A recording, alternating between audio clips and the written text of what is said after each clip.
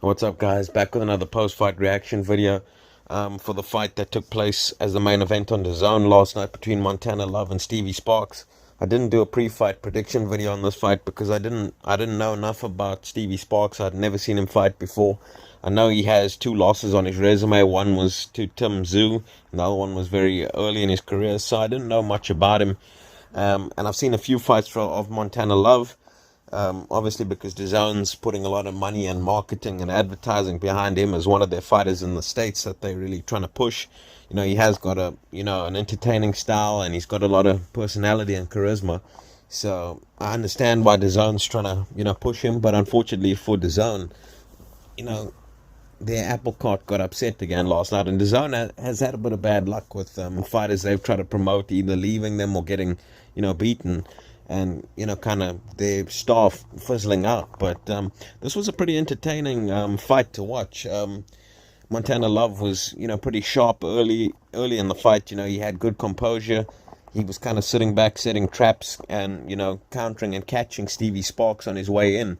It was a southpaw versus orthodox matchup, so Stevie Sparks was kind of struggling to get his attacks off. He was looking a little bit crude in the first round, and Montana Love was kind of on the back foot, hitting him with sharp counters and, throwing some. He can also lead with power shots, and he's quite fast, and he disguises his shots pretty well. So he was able to land some lead power shots on Stevie Sparks, and like I say, he was catching him with hard counters when Stevie was trying to come in. But come the second round, Stevie Sparks, he was getting some shots in, and he got aggressive. He was able to push Montana Love back to the rope, who kind of stood up straight on the ropes and squared himself up while Stevie Sparks was attacking him. He landed, one or two good right hands, and he dropped Montana Love in the second round.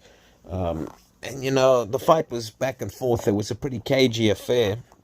Both guys were having their moments. Like I say, Montana Love, he was landing some good counters and he was doing his thing. But Stevie Sparks was also having his success. And Steve, he looked like he had the more power out of the two fighters. Certainly when he landed, it looked like Montana Love was feeling it a bit more, whereas when Montana Love was kind of landing his shots, Sparks was kind of walking through him. But yeah, like I said, it was a pretty entertaining fight.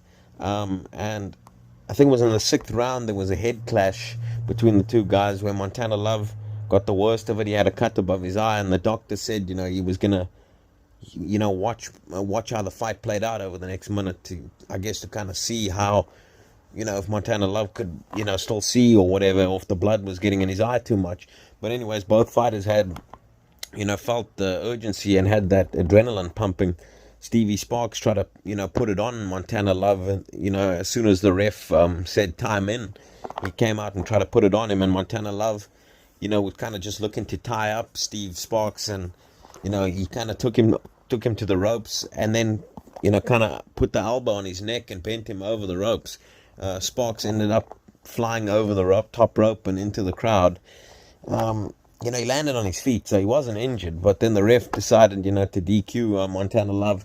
Now this fight was a fight that had a bit of niggle in it. There was a bit of rough and tough stuff on the inside.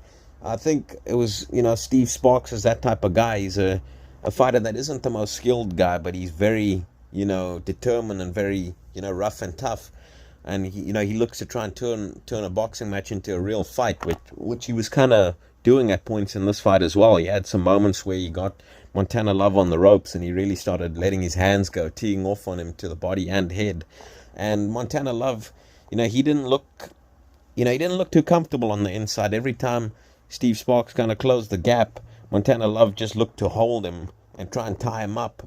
And, I think, an adjustment needs to be made from Montana Love. You can't just hold every time a guy gets inside and starts letting his hands go. You got to be able to fight on the inside as well.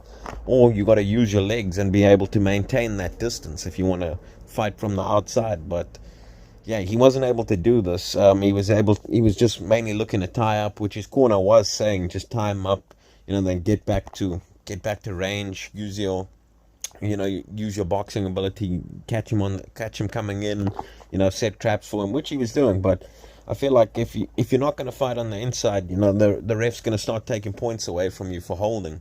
And, he got frustrated that he was getting, worked on the inside, and he started, resorting to what he did in the end. Things weren't going his way, and mentally he kind of broke and looked for the easy way out there. Threw the guy over the top rope, and got himself disqualified. So mentally, I think, that's not a great sign from a fighter when he starts kind of almost looking for a way out like that. But yeah, what are your guys' thoughts on the inside? I think Montana Love needs to he needs to be able to, and I'm not saying he can't fight on the inside, because he's got fast hands, he's got decent uppercuts on the inside. But last night, he really wasn't willing to engage with Steve on the inside. And I think he would have had some success had he, let his hands go on the inside as well, thrown some uppercuts and stuff. But yeah, he didn't seem to be handling the power that Sparks had too well either. So maybe that was also the issue that made him not want to, kind of exchange on the inside. But if they do a rematch, which they were talking about, possibly doing a rematch, I think Montana Love, obviously, he needs to make those adjustments. That he's got to bring some type of inside game to the rematch.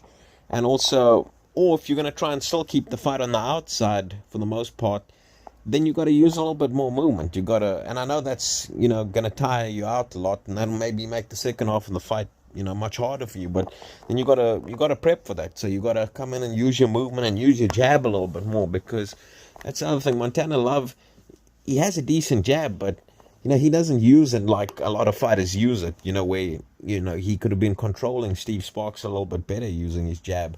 But yeah, both fighters look good at points in the fight, but ultimately Steve Sparks picks up the victory via disqualification.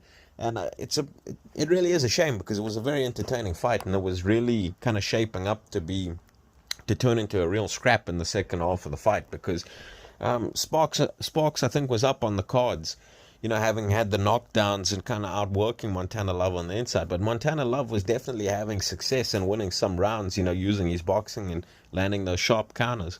So, like I said, this fight had a lot left, this fight had a lot left in the tank, and, there could have been some more twists and turns. But unfortunately, as boxing fans, we're not going to get to, or we didn't get to see that. We kind of got robbed of that. But yeah, let me know what your guys' thoughts were on this fight. It was a pretty entertaining scrap, and do you want to see the rematch, or where do you want to see either fighter go from here?